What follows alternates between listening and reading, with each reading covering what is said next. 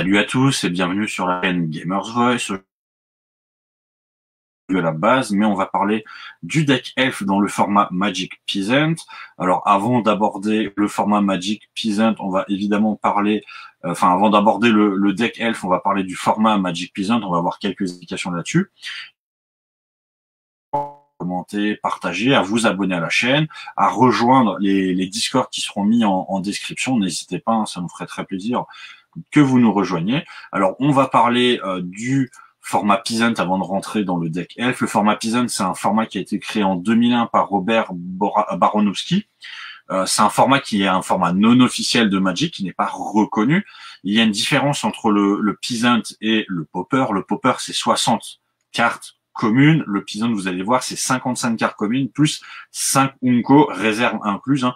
Donc, c'est-à-dire que si vous jouez avec une réserve, vous êtes à 70 communes, 5 Unco.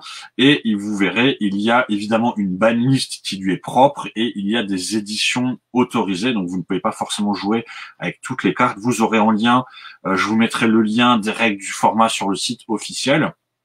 À la base, le format Peasant, c'est un format sur lequel les gens, effectivement, quand ça a été créé, les communautés, avaient leur propre banlist et autres. Aujourd'hui, il y a ce qui s'appelle le Council of Peasant, sur lequel vous pouvez retrouver quelque chose qui était unifié avec une banlist et autres. Donc, si vous avez envie de jouer, vous aurez toutes les informations.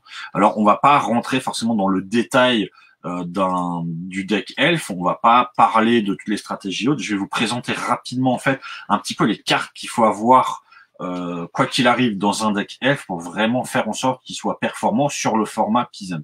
Alors, vous avez déjà en fait dans le deck Elf quelque chose qui se revoit, quel que soit le type de deck. Vous allez avoir la génération de mana. Vous avez les cartes comme Freedom Elf, comme Elvish Mystic, qui vont être des cartes qui vont vous créer du mana. Donc c'est des cartes qui sortent pour 1, qui sont des créatures 1/1, mais qui vont vous rajouter un mana vert. Donc ça c'est très important en fait d'avoir dans votre deck, quoi qu'il arrive, une base de mana vert. Vous avez le Priest of Titania, qui est une carte qui va vous permettre justement de rajouter encore plus de mana, puisque comme vous le voyez, en fait, elle rajoute un mana vert pour chaque elfe que vous avez sur le terrain. Donc, elle coûte 2, c'est-à-dire que vous pourrez la sortir sans doute au deuxième tour. Au deuxième tour, vous aurez déjà au moins peut-être un elfe qui est en jeu. Donc, c'est-à-dire qu'au minimum, quand elle arrive en jeu, elle peut déjà, au tour 3, quand vous pourrez l'utiliser, elle aura sans doute le Priest of Titania, l'elfe qui a été joué au tour 1, et peut-être un ou deux autres elfes qui vont se rajouter. Donc elle pourra sans doute vous faire 3, 4, peut-être 5 de mana dès le tour où elle pourra être utilisée. Et ça, c'est super intéressant parce que c'est vraiment un accélérateur. Ça va vous permettre de vider votre main. Donc l'importance d'avoir vraiment des créatures qui vous génèrent du mana. Ensuite, vous avez par exemple le Nithal Sentinel qui va être une créature très importante dans un deck Elf Peasant, puisque c'est vraiment une carte qui va être un petit peu un pivot, si je puis dire, puisque vous allez voir il a plusieurs utilisations possibles. C'est une carte en fait qui va jouer en combinaison avec tout un tas d'autres cartes, principalement par exemple avec le Biclor Ranger. Le Biclor Ranger, j'engage 2 créatures dégagées que je contrôle, 2 elfes évidemment dégagés que je contrôle. Je rajoute un mana de la couleur de mon choix. Et ça c'est très important puisque j'engage par exemple le Nithal Sentinel avec mon Biclor Ranger. Qu'est-ce qui se passe? Je vais créer un mana vert. Et avec un mana vert, je peux invoquer un elfe. Mais en invoquant un elfe, je vais désengager mon Nithal Sentinel, ce qui fait que je pourrais le réengager. Et en fait, ça veut dire que je peux recommencer ce processus à plusieurs reprises. Ça, c'est vraiment quelque chose de très intéressant. On a aussi le Kyrian Ranger, qui est un des pivots du deck, puisque tout simplement, en renvoyant une forêt que je contrôle dans ma main, je peux dégager une créature. Et ça, vous allez voir, c'est très important, parce que ça va me permettre, par exemple, je peux peut-être désengager, qui va me permettre de reproduire encore du mana, et je vais pouvoir désengager d'autres créatures, mais ça, on va y venir. Et un deck elfe, évidemment, à part produire du mana, à part dégager, engager ses créatures, il faut pouvoir aussi attaquer, il faut avoir de la force de frappe. C'est là que l'Elvish Vanguard, par exemple, va rentrer en scène. À chaque fois qu'un autre elfe arrive sur le champ de bataille, il gagne +1/+1. Il gagne un marqueur +1/+1. Ça, c'est très intéressant. Pourquoi?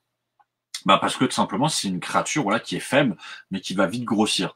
Avec Lysalana Huntmaster, par exemple, qui est une carte qui joue bien en combinaison avec la carte précédente. À chaque fois qu'un elfe, enfin à chaque fois que je vais jouer un sort d'elfe, je vais créer un jeton 1/1 Elf Warrior. Alors ça, c'est vraiment intéressant. Je joue un elfe, cette carte gagne +1/+1. Je joue un elfe, je crée aussi un jeton. Cette carte, en fait, gagne +2/+2. Et ce qui peut être très intéressant, c'est que si j'ai le Bichlor Ranger qui est en jeu, je vais pouvoir engager mes créatures, je vais pouvoir créer du mana, je vais pouvoir rejouer encore d'autres cartes. Donc au final, en un tour, par exemple, l'Elvish Vanguard pourrait gagner +2/+2, +4/+4, +6/+6. Ça peut vous faire un petit monstre assez rapidement. Après, ce qui est très important dans un deck elfe, c'est de pouvoir aussi piocher. Et c'est là en fait que Elvish Visionary ou toute carte qui vous permette de piocher vont rentrer en scène, c'est-à-dire absolument jouer des cartes elfes qui à la fois vont rentrer en jeu avec les autres, puisque si maintenant encore une fois j'ai l'Elvish Vanguard, il va gagner +1/+1. Si j'ai une Priest of Titania, ça va me permettre d'augmenter mon pool de mana vert que je peux créer. Si j'ai le Bichlor, je pourrais engager l'Elvish Visionary pour créer du mana. Donc ça va rentrer avec tous les autres, mais surtout ça va me faire piocher une carte, ça m'accélère. Alors évidemment, vous avez d'autres cartes pour piocher. Vous pouvez même peut-être jouer les Unko qui servent à aller faire de la recherche dans le deck pour aller chercher des elfes. Donc voilà, pensez à mettre ce genre de cartes. Et un deck elfe, il lui faut absolument de quoi finir son adversaire. Et c'est là en fait que je vous propose tout simplement le Timberwatch Elf, qui est sans doute voilà une des meilleures cartes. Après, encore une fois, il y en a d'autres. On va pas rentrer dans les détails aujourd'hui, mais en tout cas, cette carte est très intéressante puisque je l'engage et la créature ciblée gagne +X/+X jusqu'à la fin du tour, où X est le nombre d'elfes que il y a en jeu. Donc sur mon terrain et aussi le terrain adverse, évidemment, ou alors sur plusieurs terrains si vous faites du troll à 2 têtes. Ce qui est très intéressant, c'est par exemple que cette carte peut rentrer en adéquation avec le Kyrian Rangers. Je renvoie une forêt dans ma main et je désengage une créature que je peux réengager. Donc c'est-à-dire que cette carte avec un Kyrian Rangers en jeu, je pourrais peut-être l'engager 2 fois de suite. Imaginons que j'ai 10 elfes, ça veut dire qu'une créature pourrait gagner +20/+20. C'est très intéressant puisque si maintenant je crée des elfes avec l'Isalana Master, je me retrouve avec plusieurs jetons elfes, je me retrouve peut-être avec un Elvish Vanguard qui est déjà très fort, je vais attaquer, mon adversaire va être tenté évidemment de bloquer peut-être l'Elvish Vanguard et de laisser passer des 1/1, et alors à ce moment-là, sur une 1/1, je peux lui faire gagner +10/+10, +15/+15, +20/+20 en fonction du nombre d'elfes, en fonction du nombre de fois où je peux dégager mon Timberwatch. Donc vous voyez, en fait, on a créé du mana, poser des cartes qui vont vous permettre de rentrer en synergie, avoir un petit peu de pioche et surtout avoir une ou deux cartes en fait qui vont être un petit peu les cartes de kill finale. Ce qui est très intéressant dans un deck elf, c'est que c'est un deck qui sort généralement assez rapidement. Moi par exemple en tournoi, j'arrive généralement à faire des kills en 3-4 tours. Donc l'idée c'est ça, c'est d'avoir un kill qui se fait on va dire entre 3 et 5 tours possibles grâce au fait de poser mes cartes rapidement, piocher des cartes ou faire de la recherche, et on peut de manière assez agressive gagner voilà un match très vite. Alors, on a fait un petit peu le tour du deck elf sous le format Peasant. N'hésitez pas à nous dire ce que vous en pensez, voilà, si vous aimeriez voir d'autres présentations de decks, si vous aimeriez qu'on approfondisse le deck elf ou autre. N'hésitez pas à liker, commenter, partager la vidéo. N'hésitez pas à nous rejoindre sur les liens Discord que vous trouverez en description. Moi, j'espère que vous avez passé une bonne journée, que vous passerez une bonne fin d'année.